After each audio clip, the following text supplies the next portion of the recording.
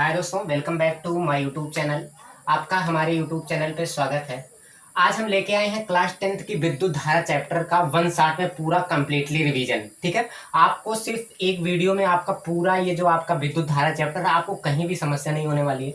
आप शुरू से लेके अंत तक सिर्फ बने रहिए इस वीडियो के साथ और 1 मिनट भी आप स्किप कर पे आगे मत बढ़िए। हम गारंटी ले रहे हैं कि विद्युत धारा में आपकी ये अगर आप एक बार वीडियो देख लेते हैं शुरू से अंत तक, तो विद्युत धारा कंप्लीट आपका पूरा चैप्टर तैयार हो जाएगा। आपको कहीं भी कोई समस्या होने वाली नहीं है। ठीक है, चलिए स्टार्ट करते हैं। पहली बात आती है, इसमें हेडिंग आता है आपका आवेश।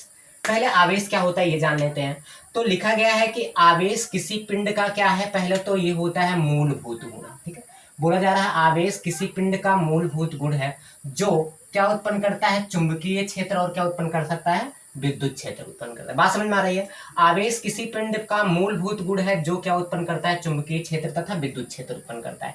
अब यहाँ पे बात आ रही है मूलभूत गुण। मूलभूत गुण का मतलब क्या होता है कि जैसे अब मान लो हम लोग आदमी हैं, आदमी का मूलभूत गुण क्या है, ये जैसे हमें मूलभूत गुण इसका होता है कमाना, खिलाना। और जैसे अगर आदमी हम बोल दिए तो हमारे चेहरे पे छप जाता है, हाँ वो शर्ट पहने का उसका छोटा छोटा बाल होगा, उसका मूलभूत गुण है। मतलब वो चेंज नहीं हो सकता। आदमी का जो मूलभूत गुण है वो कभी चेंज नहीं हो सकता। और जैसे जो औरत है हमारे दिमाग में आ जाएगा, उसके बड़े बड़े बाल होते हैं, ये होता है, मतलब वो उसका मूलभूत गुण है, उसका मूलभूत गुण कभी चेंज नहीं होगा। बात समझ में आ रही है। तो वही चीज होता है मूलभूत गुण। बोल रहा है आवेश किसी पिंड का मूलभूत गुण है जो चुंबकीय क्षेत्र तथा विद्युत क्षेत्र उत्पन्न करता है। अभी हम बताएंगे कि चुंबकीय क्षेत्र क्या होता है, विद्युत क्षेत्र क्या होता है। ठीक है, आवेश को हम क्यू से प्रदर्शित करते हैं। ठीक है, क्यू बराबर आपका होता है यानी, जहां क्यू बराबर होता है आवेश, एन बराबर होता है इलेक्ट्रॉनों की संख्या, और ई बराबर होता है 1 इलेक्ट्रॉन पर आवेश। और 1 इलेक्ट्रॉन पर आवेश आपका हमेशा होता है 1.6 गुणे 10 की घाते -19 कूलम। ठीक है, आवेश का मात्रक क्या होता है, आवेश का मात्रक होता है कूलम। ठीक है, तो अब यहाँ पे बात आ रही है कि बोला जा रहा है कि आवेश किसी पिंड का मूलभूत गुण है जो चुंबकीय क्षेत्र और विद्युत क्षेत्र उत्पन्न करता है। पहले हम देख लेते हैं चुंबकीय क्षेत्र क्या होता है। ठीक है, पहले हम देखते हैं चुंबकीय क्षेत्र। चुंबकीय क्षेत्र आपका क्या होता है, जैसे मान लो कोई चुंबक रख दिए, ये आपका एक चुंबक है, यहाँ पे नॉर्थ होता है, साउथ होता है। अब देखो, पहले जब हम छोटे छोटे थे, मान लो एक चुंबक यहाँ यहाँ पे ऐसे रखे हुए हैं, अभी खिसकाएंगे इसको आगे पीछे। मान लो इसका एक क्षेत्र होता है, जो एक चुंबक रख दिए उसका एक क्षेत्र होगा। जब दूसरे चुंबक को क्या करेंगे, हम इसके क्षेत्र में लेके आएंगे तो तुरंत यह क्या कर लेगा, दूसरा चुंबक इसको खींच लेता है। होता था नहीं, पहले जब छोटे छोटे थे, दो चुंबक लेके ऐसे दूर करते थे, चुंबक खींचना बंद, जैसे उसके क्षेत्र में आते थे चुंबक क्षेत्र खींच लेता था। तो वही सेम चीज होता है चुंबकीय क्षेत्र, कि किसी चुंबक के चारों तरफ का वह क्षेत्र जहां पे उसके बलों का क्या कर सकते हैं, उसके बलों का अनुभव किया जा सकता है। मतलब अगर चुंबक को इसके क्षेत्र में लेके आएंगे तो दूसरा चुंबक इसको खींच लेता है।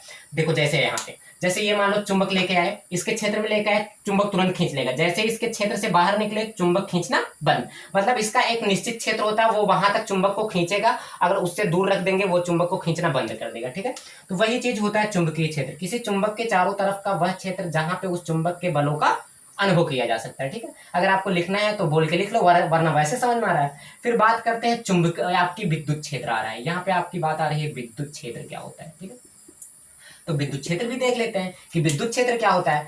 अब विद्युत क्षेत्र किसी आवेशित पिंड के, मान लो कोई आवेशित, आवेश का मतलब क्या होता है, उसमें धारा प्रवाहित हो रही है, मतलब वो उसमें करंट करंट प्रवाहित हो रही हो। तो किसी आवेशित पिंड के चारों तरफ का वह क्षेत्र जहां पे इसके बलों का क्या कर सकते हैं, अनुभव कर सकते हैं। एक तुम लोग एक चीज पहले सुने होंगे कि जैसे घर के पीछे होती थी अर्थिंग लगी होती थी, पहले जब छोटे छोटे थे, अब तो मान लो लाइटों में तार में अर्थिंग आने लगी।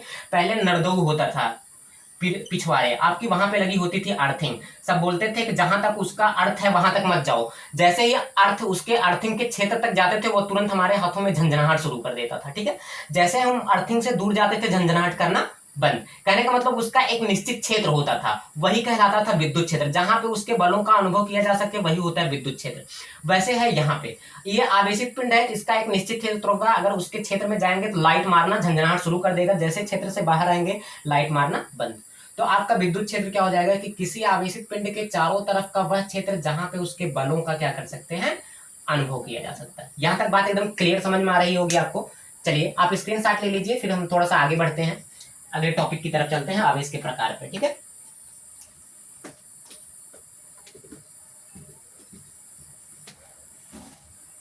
चलिए आगे हम बात करते हैं आवेश के प्रकार की। ठीक है, आप शुरू से लेके अंत तक जरूर बने रहिए। हम गारंटी ले रहे हैं आपको, एक एक टॉपिक आपको समझ में आने वाला है और कोई भी ऐसा टॉपिक नहीं है कि हम वन शॉट में आपका छोड़ने वाले हैं। कंप्लीट विद्युत धारा चैप्टर आपका आज हम खत्म करेंगे। ठीक, चलिए अब यहाँ पे बात करते हैं आवेश के प्रकार की। क्या बात करते हैं? आवेश के प्रकार। आवेश के प्रकार की बात करते हैं। आवेश कितने प्रकार का होता है? आवेश मुख्य रूप से दो प्रकार का होता है। ठीक है, आवेश मुख्य रूप से कितने प्रकार का होता है? दो प्रकार का। एक आपका होता है धनावेश, एक क्या होता है? धनावेश। ठीक है, और एक आपका होता है ऋणावेश। दूसरा क्या होता है?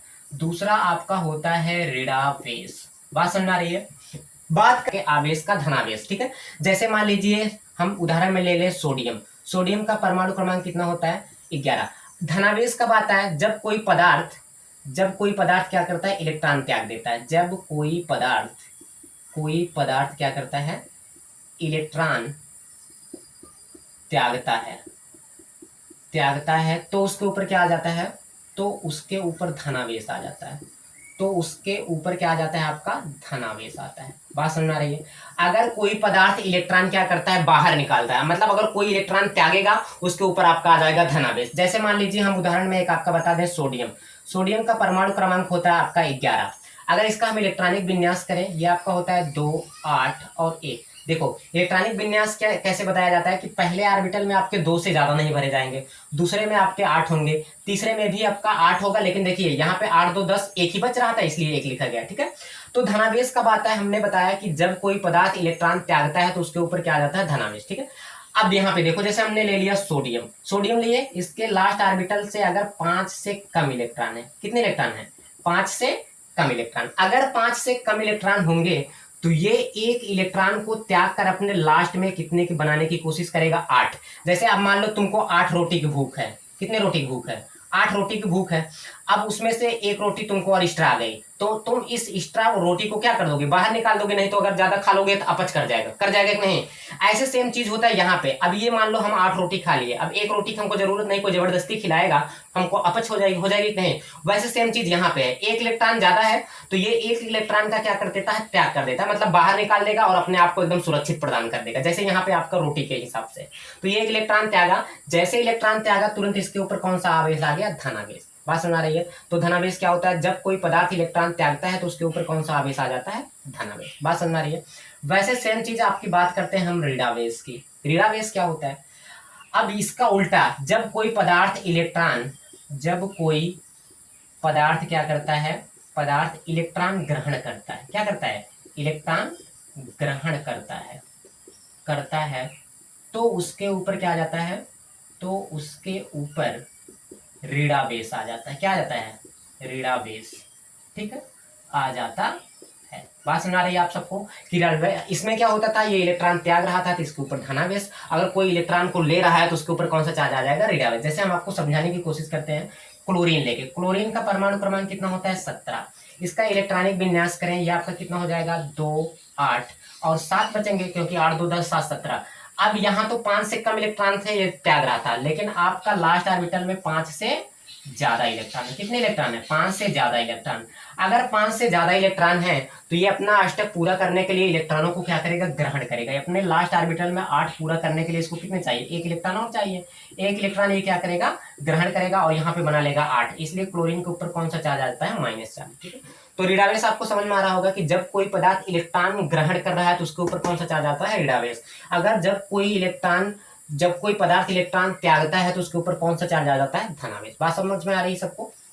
जैसे थोड़ा सा उदाहरण में हम आपका क्लियर करना चाहेंगे। मान लो कोई राम है और ये कोई आपका है श्याम। ठीक है, अब मान लो राम रईस आदमी है, ये श्याम क्या लिया गया? इससे यहाँ से उधार लेने। ठीक है, अब मान लो राम ने उधार इसको दे दिया 100 रुपए। 100 रुपए उधार दिया, पहले से ये पॉजिटिव में था, अब जो उधार देगा वो तो पॉजिटिव में रहेगा। अब श्याम ने 100 रुपए ले लिया, ये निगेटिव हो गया। जो लेता है वो किसमें होता है? निगेटिव में, और जो देता है वो किसमें होता है? पॉजिटिव में। अब बोला कि 1 महीने बाद अगर तुम दोगे तो हमको 110 रुपए लोगे। बात समझ आ रही है? अब ये पहले तो 100 रुपया देके खुद पॉजिटिव में था, जो इलेक्ट्रॉन देखता है वैसे यहाँ पे पॉजिटिव होता है, जो दे रहा है उधार वो पॉजिटिव में, और जो ले रहा है वो किसमें है? निगेटिव में। अब बाद में ये दे रहा है तो 110 रुपए दे रहा था, वो पहले से निगेटिव में था और निगेटिव में हो जाएगा। बात समझ आ रही कि जो देता है उसके ऊपर पॉजिटिव और जो ग्रहण करता है उसके ऊपर निगेटिव, वही होता है आपका आवेश। ठीक है, यहाँ तक आपको कोई दिक्कत तो नहीं है अब शायद? ठीक है, स्क्रीन शॉट ले लीजिए, फिर हम आगे चलते हैं। थोड़ा सा ले लीजिए, एक बार स्क्रीन शॉट ले लीजिए।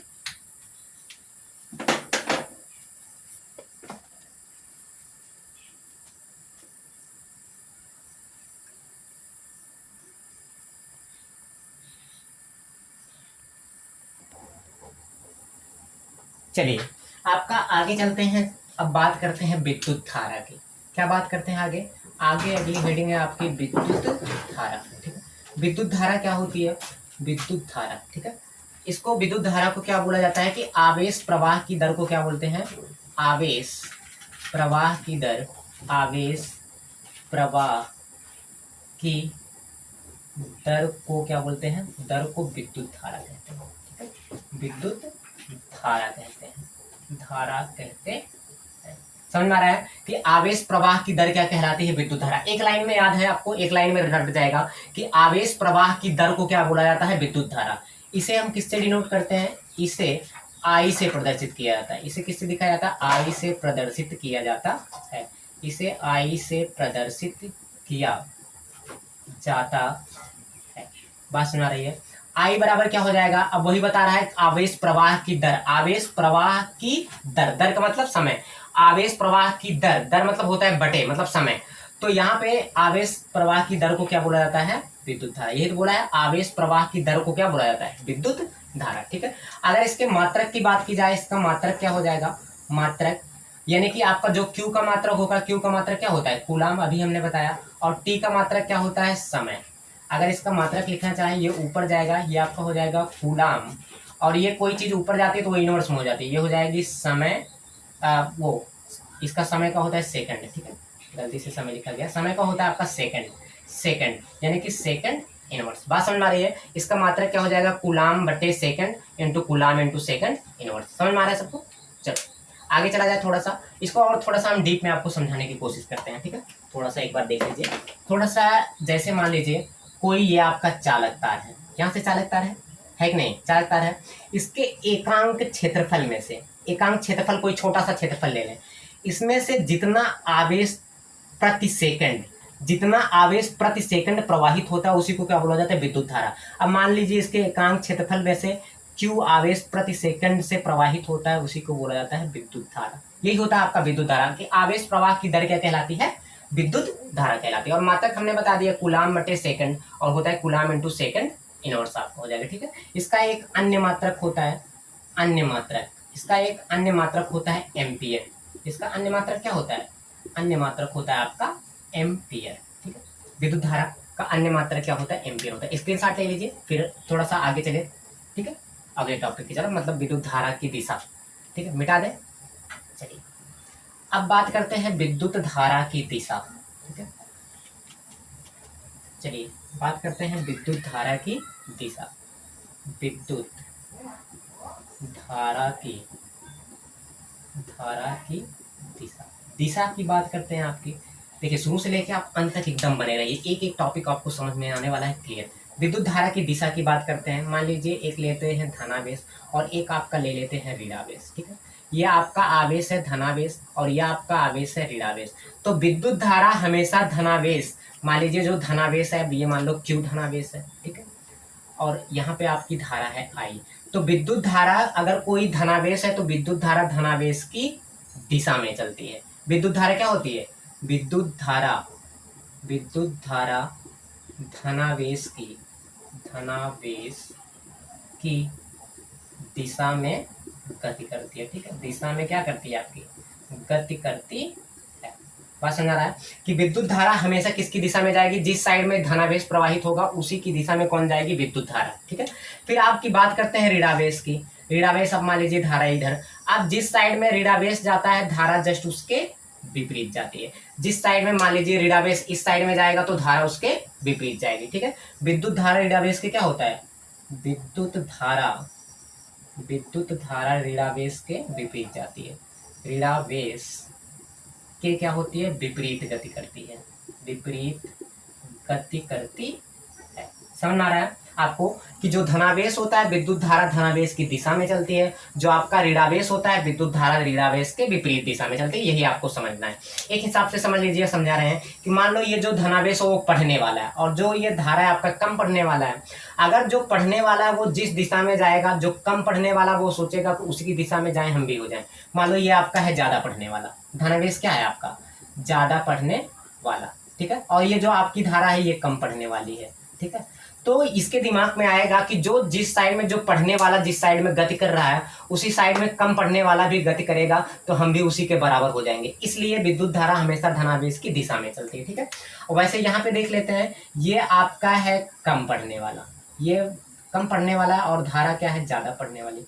तो धारा के दिमाग में आएगा क्या कि अब जैसे मान लो ये कम पढ़ने वाला है, हम इसके विपरीत जाएंगे, अगर हम उसके साथ जाएंगे तो कम पढ़ने वाले हो जाएंगे, हम उसके विपरीत गति करते हैं, जो कम पढ़ने वाला है हम उसके विपरीत, इसलिए धारा जो होती है माइनस के विपरीत दिशा में चलती है, ठीक है। विद्युत धारा धनावेश की दिशा में चलती है और विद्युत धारा ऋणावेश के विपरीत दिशा में चलती है। चलिए स्क्रीनशॉट ले लीजिए, फिर हम आपका परिपथ में बता दें विद्युत धारा की गति, ठीक है। चलिए स्क्रीनशॉट ले लीजिए जल्दी से।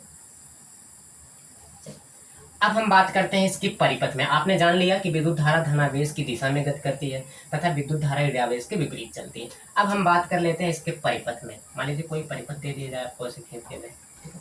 ये परिपथ आपका वायर से जुड़ा दिया है, इस साइड में प्लस है और इस साइड में आपका क्या है, माइनस, ठीक है।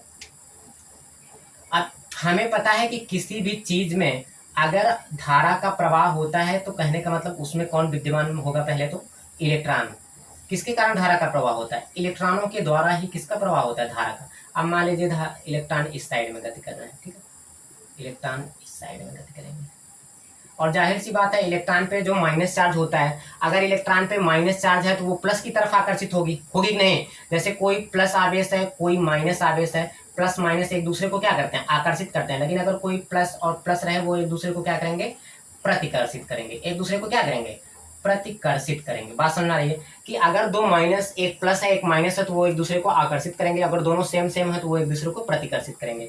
अभी हमने बताया कि विद्युत धारा धनावेश की दिशा में चलती है, मतलब धनावेश इस दिशा में है तो विद्युत धारा इसमें धनावेश की दिशा में गति करेगी, ऐसे ऐसे, ठीक है। फिर वो वहां से निकल के आएगी, ऐसे ऐसे ऐसे ऐसे निकल के वो कहाँ पे आएगी, आपकी आ जाएगी ऋणावेश पर, ठीक है।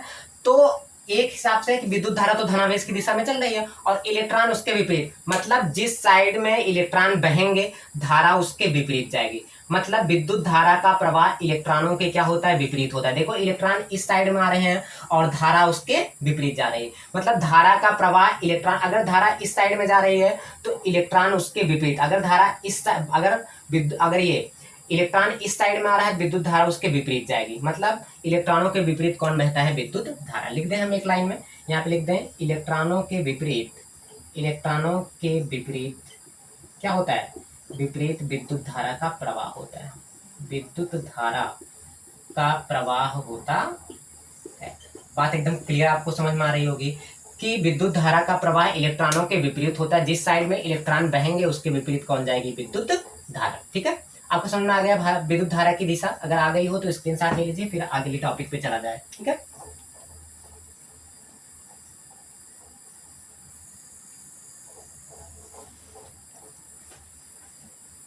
चलिए आपके चलते हैं अगले टॉपिक पे। यहाँ तक देखिए, अगर आपको एक बार समझ में नहीं आ रहा तो आप जो है रिवीजन है उसको एक बार और देखिए। अगर एक बार से दो बार आप देखते हैं तो हम गारंटी ले रहे हैं कि विद्युत धारा चैप्टर आपका एकदम जो मक्खन तरीके से तैयार हो जाएगा, ठीक है। चलिए अब आगे टॉपिक आती है विद्युत विभव। अगली टॉपिक आपकी क्या आ जाती है, आपकी अगली टॉपिक आ जाती है विद्युत विभव। विद्युत विभव क्या होता है, अभी हम आपको मक्खन की तरह इसको समझाने वाले हैं, विद्युत विभव, ठीक है। तो जैसे मान लो कोई आवेशित पिंड है, मान लीजिए ये आवेशित पिंड रखा है, इसके चारों तरफ हमने बताया कि आवेशित पिंड के, अभी मैंने बताया कि आवेशित पिंड के चारों तरफ अपने आप क्या उत्पन्न हो जाता है, विद्युत क्षेत्र। अगर कोई आवेशित पिंड बीच में रखा गया, ये आवेशित पिंड है, इस पे आवेश है, अगर आवेशित पिंड रखा गया तो उसके चारों तरफ क्या उत्पन्न हो जाता है, विद्युत क्षेत्र, ठीक है। उसके चारों तरफ क्या हो जाएगा, विद्युत क्षेत्र उत्पन्न हो जाता है, अभी हमने शुरू में बताया। अब मान लीजिए कोई परीक्षण आवेश यहाँ पे रख दिया जाए, क्यों, इसको बोला जाता है परीक्षण आवेश, इसको बोला जाता है परीक्षण आवेश। बात सुना रहा है। तो विद्युत विभव क्या होता है कि ये पहले तो रखा कहाँ पे गया है, अनंत पर, ठीक है। ये कहाँ पे रखा गया, अनंत पर। तो इसकी डिफिनीशन क्या हो जाएगी कि अनंत पर रखे परीक्षण आवेश को विद्युत क्षेत्र के किसी एक बिंदु तक, अनंत पर रखे परीक्षण आवेश को विद्युत क्षेत्र के किसी एक बिंदु तक लाने में किया गया कार्य, लाने में किया गया कार्य। अब जाहिर सी बात है किसी को उठा के यहाँ तक लेके आएंगे तो कार्य करना ही होगा। कहने का मतलब कि परीक्षण आवेश को विद्युत क्षेत्र के किसी एक बिंदु तक लाने में किया गया कार्य तथा इस परीक्षण आवेश के अनुपात को, इस परीक्षण आवेश के अनुपात को क्या बोला जाता है? विद्युत विभव बोला जाता है। समझ में आ रहा है कि अनंत पर रखे परीक्षण आवेश को विद्युत क्षेत्र के किसी एक बिंदु तक लाने में किया गया कार्य तथा परीक्षण आवेश के अनुपात को क्या बोला जाता है? विद्युत विभव। लिख दें, आपकी डिफिनेशन लिख दे रहे हैं। चलिए, अनंत पर रखे परीक्षण आवेश को, ठीक है, परीक्षण आवेश को विद्युत क्षेत्र के किसी एक बिंदु तक, क्या? किसी एक बिंदु तक लाने में किया गया कार्य,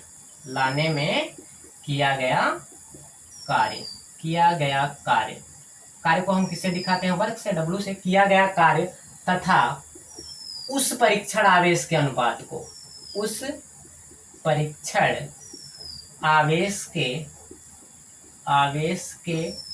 अनुपात को विद्युत विभवांतर कहते हैं। विद्युत विभव, अभी तो विद्युत विभव की बात चली, विद्युत विभव कहते हैं। इसे किससे डिनोट करते हैं? विद्युत विभव को B से डिनोट करते हैं। विद्युत विभव को किसे दिखाते हैं? B से प्रदर्शित करते हैं। ठीक है, किसे प्रदर्शित करते हैं? B से प्रदर्शित करते हैं। और अभी हमने बताया कि विद्युत विभव B बराबर क्या होता है?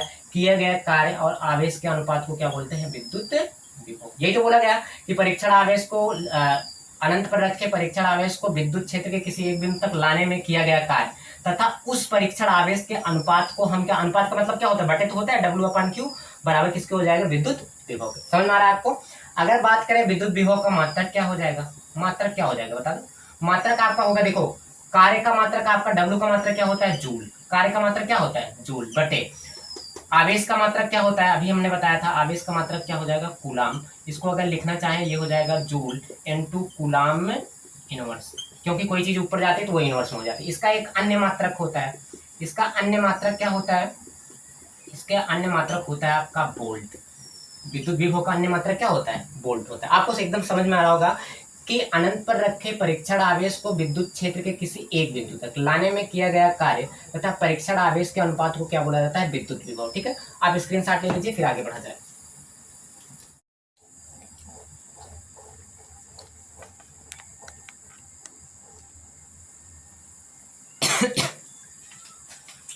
चलिए, अब देखते हैं हम, आपकी इसी में लिख देते हैं आपका विद्युत विभवांतर। ठीक है, अगला इसी में क्या कर देते हैं? विद्युत विभवांतर इसी में जोड़ देते हैं आपका। विद्युत विभवांतर क्या होता है कि विद्युत विभवांतर इसी में थोड़ा सा जोड़ देंगे।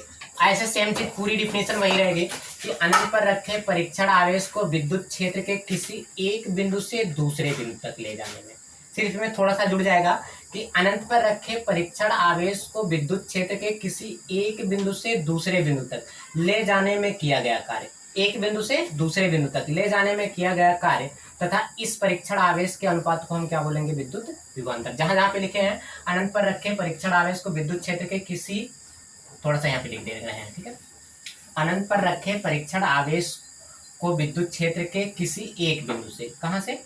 किसी एक बिंदु से, ठीक है, किसी एक बिंदु से दूसरे बिंदु तक। इसमें थोड़ा सा खाली जोड़ रहे हैं, एक बिंदु से दूसरा, उसमें क्या था? सिर्फ एक बिंदु तक। इसमें क्या है कि एक बिंदु से दूसरे बिंदु तक ले जाने में किया गया कार्य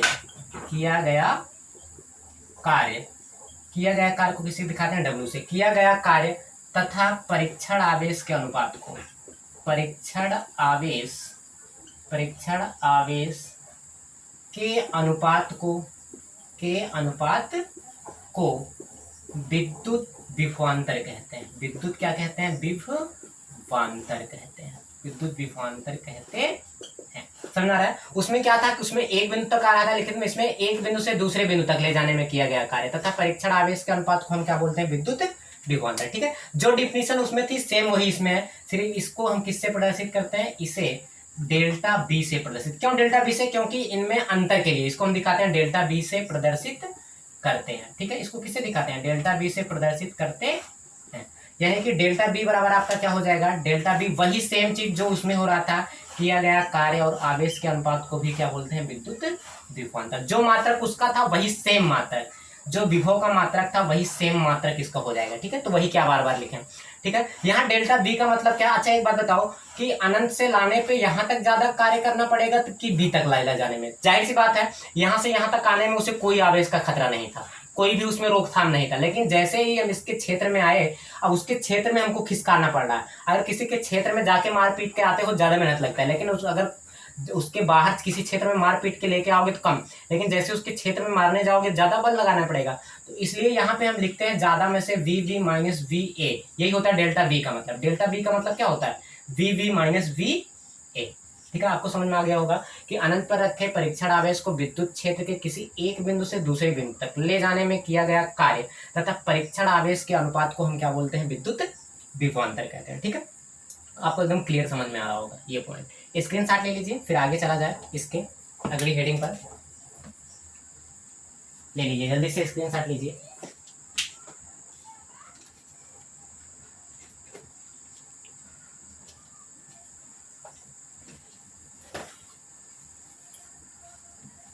चलिए आगे चले, हम हो गया आपका। चलिए मिटा देते हैं। अब हम बात करते हैं आपके कूलाम के नियम की। आपकी अगली हेड टॉपिक क्या है, और कूलाम का नियम बोल रहा हूँ, कूलाम का नियम नहीं, किसका नियम है आप में, ओम का नियम। ठीक है, आगे बात करते हैं हम आपके ओम के नियम की। ओम का नियम, ओम का नियम देखो ये रिपीटेड क्वेश्चन है, बार बार पूछा जाता है एकदम, इसलिए इसको ध्यान से समझना। जैसे मान लो हम यहाँ से थोड़ा सा आपका इमेज के माध्यम से समझाने की कोशिश करेंगे, क्योंकि इमेज अगर आपके दिमाग में आ जाता है तो आपको एकदम क्लियर समझ में आएगा। ये आपका कोई विद्युत विभव है, ठीक है, ये आपका कोई है, मान लीजिए ये आपका बोर्ड है, बोर्ड है। तो ओम का नियम क्या कहता है कि यदि किसी चालक की भौतिक अवस्था, पहले तो किसमें चेंज, भौतिक अवस्था, भौतिक अवस्था विशेषता किसमें, विशेषता ताप एवं दाब में, विशेषता किसमें, ताप और किसमें, दाब में कोई परिवर्तन न किया जाए तो इसमें, इस चालक में बहने वाली विद्युत धारा सिरे पर लगाए गए विभवांतर, सिरे पर क्या उत्पन्न होगा, विभवांतर, सिरे पर लगाए गए विभवांतर के क्या होती है, अनुक्रमानुपाती होती है। यही होता है ओम का नियम कि यदि किसी चालक की भौतिक अवस्थाएं, विशेषता किसमें, यदि किसी चालक की भौतिक अवस्था विशेषता ताप एवं दाब में कोई परिवर्तन न किया जाए तो उसमें बहने वाली विद्युत धारा सिरे पर लगाए गए विभवांतर के क्या होती है, अनुक्रमानुपाती होती है। यही आपका होता है ओम का नियम। देखो इसको तो रटना ही होगा। यदि किसी चालक की, यदि किसी चालक की, चालक की भौतिक अवस्थाएं, चालक की क्या, भौतिक अवस्थाएं, ठीक है, चालक की भौतिक अवस्थाएं विशेषता किसमें, विशेषता ताप एवं दाब में, विशेषता किसमें, ताप एवं दाब में, ठीक है, विशेषता ताप एवं दाब में कोई परिवर्तन न किया जाए, कोई परिवर्तन न किया जाए, कोई परिवर्तन न किया जाए, ठीक है, तो उसमें बहने वाली विद्युत धारा, तो उसमें बहने वाली विद्युत धारा, विद्युत धारा सिरे पर लगाए गए, सिरे पर लगाए गए विभवांतर के क्या होती है, विभवांतर, विभवांतर के अनुक्रमानुपाती होती है। विभवांतर की क्या होती है, अनुक्रमानुपाती होती है। बात समझ आ रहा है कि यदि किसी चालक की भौतिक अवस्था है, विशेषता किसमें, ताप एवं दाब में, विशेषता किसमें, ताप एवं दाब में कोई परिवर्तन न किया जाए तो उसमें बहने वाली विद्युत धारा आई, उसके सिरे पर उत्पन्न विभवांतर के क्या होती है, अनुक्रमानुपाती होती है। यही आपका होता है ओम का नियम। एक दो बार पढ़ोगे तो समझ में आ जाएगा। अनुक्रमानुपाती का यानी कि विद्युत धारा, बहने वाली विद्युत धारा, ये आपकी क्या है, यह है आपका विभवांतर। ये क्या है आपका विभव या विभवांतर कह सकते हैं, ये आपकी क्या है, धारा है। तो वही तो बताया कि सिरे पर लगाए गए विभवांतर के विद्युत धारा क्या होती है, अनुक्रमानुपाती होती है।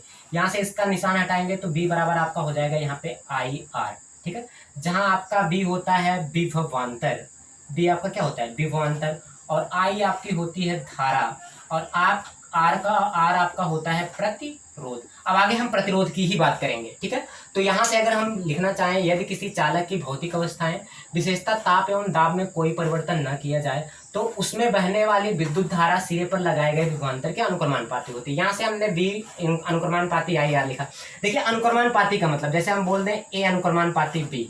अनुक्रमानुपाती का मतलब क्या होता है कि अगर मान लो जितना ए बढ़ेगा उतना अपने आप बी बढ़ जाएगा। जैसे मान लो ये 2 बढ़ा ए तो 2 अपने आप कौन बढ़ जाएगा, बी। अगर मान लो ये 2 घट गया तो अपने आप 2 ये क्या हो जाएगा, बी घट जाएगा। जितना ए बढ़ेगा उतना बी अपने आप बढ़ जाएगा, जितना ए घटेगा उतना बी अपने आप घट जाएगा। ये होता है अनुक्रमानुपाती का मतलब। ये किसका मतलब होता है, अनुक्रमानुपाती का मतलब, ठीक है।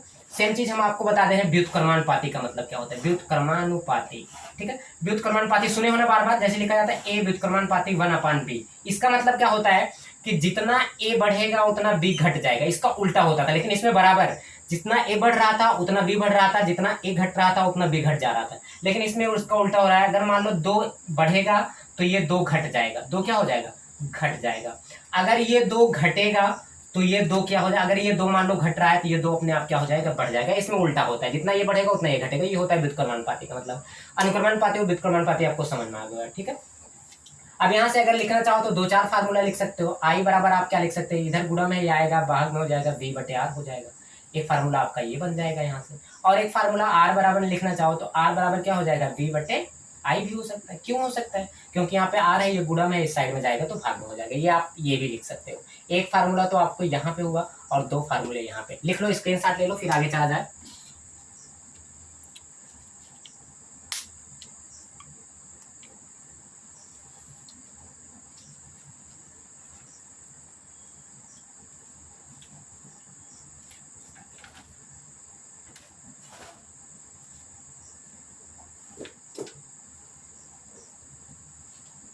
चलिए चलते हैं आपका आगे। अब बात करते हैं हम, पहले इसमें कौन आया था, प्रतिरोध आया था। पहले हम प्रतिरोध को ही उठा लेते हैं कि प्रतिरोध क्या होता है, ठीक है। बात करते हैं प्रतिरोध की। प्रतिरोध आपका क्या होता है, हेडिंग डाल लेते हैं प्रतिरोध। अभी आया था ना आर का मान, वही आपका होता है प्रतिरोध। देखो इसमें प्रतिरोध, प्रति का मतलब क्या होता है कि किसी भी चीज में रोध मतलब बाधा उत्पन्न कर देना। प्रतिरोध का मतलब क्या होता है कि धारा के मार्ग में बाधा उत्पन्न कर देना। धारा के मार्ग में, धारा के मार्ग में क्या कर देना, रुकावट पैदा कर देना। रुकावट पैदा कर देना क्या कहलाता है, कर देना प्रतिरोध कहलाता है, ठीक है। अगर धारा के मार्ग में कोई चीज रुकावट पैदा कर देना क्या कहलाता है, प्रतिरोध कहलाता है, ठीक है। तो क्या कह रहा है कि धारा के मार्ग में रुकावट पैदा कर देना ही आपका क्या कहलाता है, प्रतिरोध कहलाता है। इसे हम किससे डिनोट करते हैं, अभी बताया, इसे हम आर से प्रदर्शित करते हैं। इसे किससे प्रदर्शित किया जाता है, आर से प्रदर्शित करते हैं। इसे किससे प्रदर्शित करते हैं, आर से प्रदर्शित करते हैं, ठीक है। अभी हमने बताया था आर बराबर क्या होता है आपका, आर बराबर होता है बी बटे आई। अभी आप लिखो इससे पहले, ये आर जहां पे आपका है यही आर को बोला जाता है प्रतिरोध, और बी आपका क्या है, विभव या विभवांतर, विभवांतर, और आपका आई क्या है, आपकी आई है धारा। समझ में आ रहा है कि धारा के मार्ग में रुकावट पैदा कर देना ही आपका क्या कहलाता है, प्रतिरोध। अगर इसके मात्रक की बात करें तो इसका भी 2 मात्रक हो जाएंगे। अगर इससे मात्रक की बात करें तो विभवांतर का मात्रक होता है वोल्ट। विभवांतर का मात्रक क्या होता है, वोल्ट, और धारा का मात्रक होता है एम्पीयर, ठीक है। यहाँ पे हम विभवांतर का मात्रक वोल्ट लिखे और धारा का मात्रक एम्पीयर। इसको ऊपर लेके जाएंगे, ये आपका हो जाएगा वोल्ट इंटू एम्पीयर इनवर्स। ये क्या हो जाएगा, वोल्ट इंटू एम्पीयर इनवर्स, ठीक है। और इसका एक अन्य मात्रक होता है, इसके अन्य मात्रक लिखना चाहो, इसका अन्य मात्रक होता है ओम। विद्युत धारा का प्रतिरोध का अन्य मात्रक क्या होता है, ओम। इसको किससे दिखाते हैं, ऐसे प्रदर्शित किया जाता है ओम को, ठीक है। तो स्क्रीनशॉट ले लीजिए, फिर हम ओम को प्रभावित करने वाले कारक पे चर्चा करते हैं एकदम डिटेल में, ठीक है। जल्दी से स्क्रीनशॉट ले लीजिए। देखिए हम जल्दी आपका पूरा, जैसे कम समय में, आपका ज़्यादा समय न लेते हुए पूरा चैप्टर कंप्लीट पढ़ा रहे हैं, आपकी एक भी हेडिंग छूटने वाली नहीं है, ठीक है। तो आप स्क्रीनशॉट ले लीजिए प्रतिरोध का, हम फिर प्रतिरोध को प्रभावित करने वाले कारक पे आ जाते हैं, ठीक है। चलिए अब बात करते हैं प्रतिरोध को प्रभावित करने वाले कारक, ठीक है। अगला आपका क्या है, प्रतिरोध को प्रभावित करने वाले कारक। प्रतिरोध को प्रभावित करने वाले कारक, प्रभावित करने वाले कारक। कितने कारक होते हैं प्रतिरोध को प्रभावित करने वाले? मुख्य रूप से आपके होते हैं 4 कारक। पहला क्या होता है आपका? पहला होता है लंबाई। पहला इस पे किसका प्रभाव पड़ेगा? लंबाई का। दूसरा आपका होता है क्षेत्रफल का। दूसरा क्या होगा आपका? क्षेत्रफल का। और तीसरा होगा आपका ताप का। तीसरा क्या होगा? ताप का। और चौथा आपका होगा पदार्थ की प्रकृति पर। किस पे? पदार्थ की प्रकृति पर। समझ में आ रहा है कि प्रतिरोध को प्रभावित करने वाले कितने कारक आपके होते हैं? 4 कारक। पहला आपका होता है लंबाई, दूसरा होता है क्षेत्रफल, तीसरा होता है ताप और चौथा होता है पदार्थ की प्रकृति। प्रकृति मतलब कौन सा पदार्थ किस प्रकृति का है। लंबाई के क्या होता है? प्रतिरोध लंबाई के अनुक्रमानुपाती होता है। प्रतिरोध लंबाई के क्या होता है? अनुक्रमानुपाती होता है। अनुक्रमानुपाती होता है। प्रतिरोध क्या होता है? लंबाई के अनुक्रमानुपाती, यानी कि ये आपका लंबाई को किससे दिखाते हैं? यल से। यल अनुक्रमानुपाती किसके हो जाएगा? आर का। और अभी अभी हमने बता के यही जस्ट निकले हैं। इसका मतलब क्या होता है कि जितनी लंबाई बढ़ेगी उतना अपने आप प्रतिरोध बढ़ जाएगा। अनुक्रमानुपाती का मतलब यही होता है, जितनी लंबाई घटेगी उतना अपने आप प्रतिरोध भी क्या हो जाएगा? घट जाता है। थोड़ा सा हम आपको इसको थोड़ा सा उदाहरण देके समझाने की कोशिश करते हैं। जैसे मान लो हम बरसात का सीजन है इतने समय, ठीक है, हमको पहले जाना था 1 किलोमीटर। कहाँ तक जाना था? अब ऊपर से बारिश हो रही है, हमको 1 किलोमीटर जाना था। अब मान लीजिए वही बारिश लगातार चल रही है और हमको जाना पड़ जाए 8 किलोमीटर। बारिश ऊपर से लगातार हो रही है। ये बारिश ही आपके मार्ग में क्या पैदा करेगी? एक हिसाब से ये आपकी रुकावट है, इसको बोला जाए प्रतिरोध।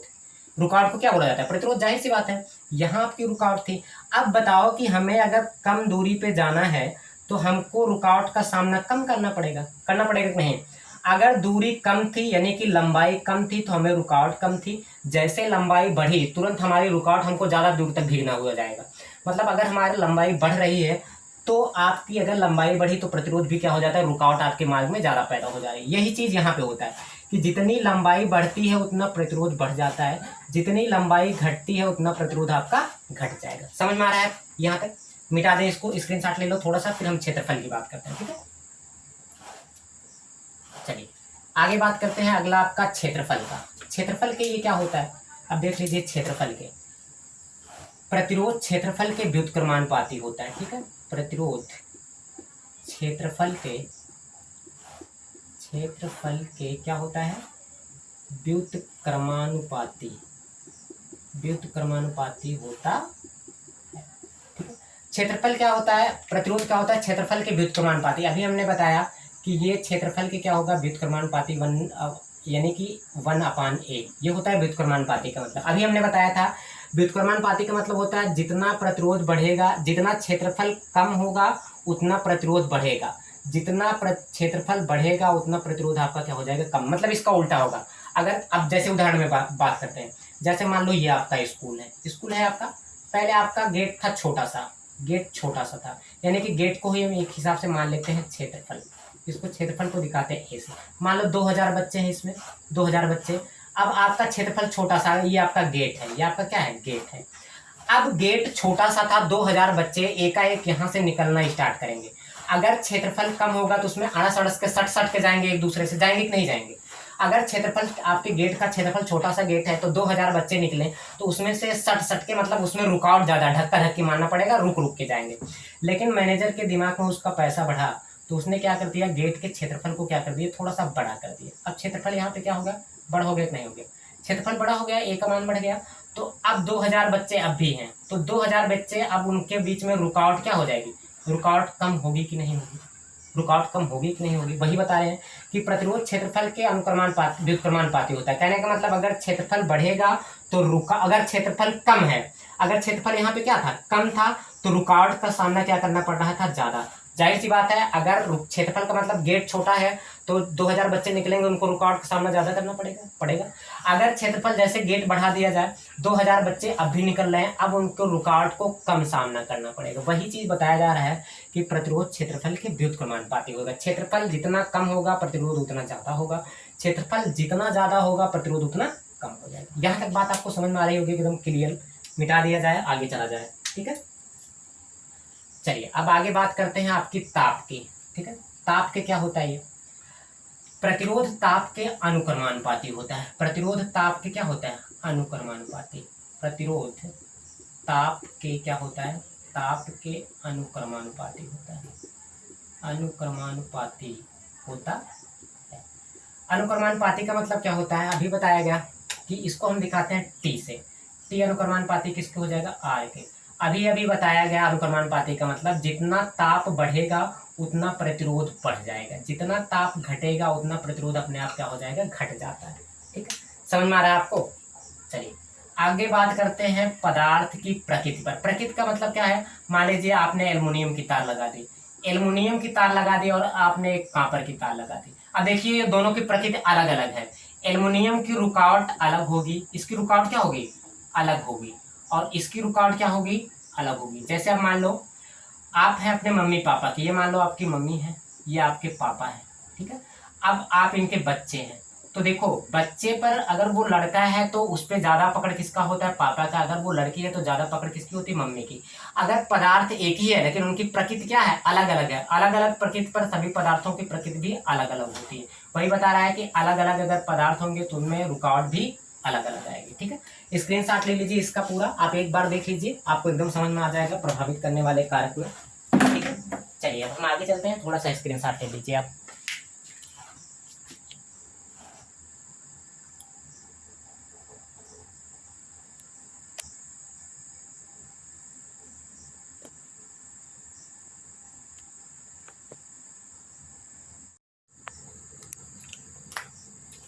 चलिए आगे बात करते हैं प्रतिरोधों का समायोजन। प्रतिरोधों का क्या, प्रतिरोधों का समायोजन। ठीक है, प्रतिरोधों का समायोजन। प्रतिरोधों का समायोजन कितने प्रकार का होता है, आपका होता है प्रतिरोधों का समायोजन 3 प्रकार से। पहला आपका क्या होता है, पहला होता है आपका श्रेणी क्रम समायोजन। पहला क्या होता है, श्रेणी क्रम समायोजन। और आपका दूसरा क्या होता है, दूसरा आपका होता है समांतर क्रम समायोजन, समांतर क्रम समायोजन। और तीसरा आपका होता है मिश्रित क्रम समायोजन। तीसरा आपका क्या होता है, मिश्रित क्रम समायोजन।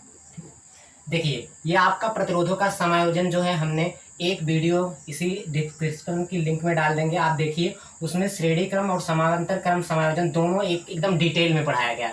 तो आप जो है यहाँ पे हम अच्छा, आपकी जैसी वीडियो खत्म होगी वहीं आपका ऐसे लोगो निकल के आएगा, श्रेणी क्रम और समांतर क्रम समायोजन।